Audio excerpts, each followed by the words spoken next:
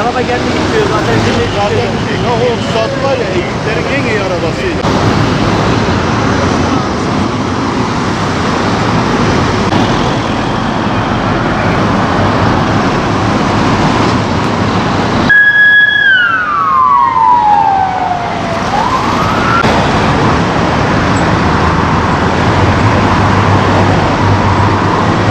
Tamam sana da bir de bir kişi var.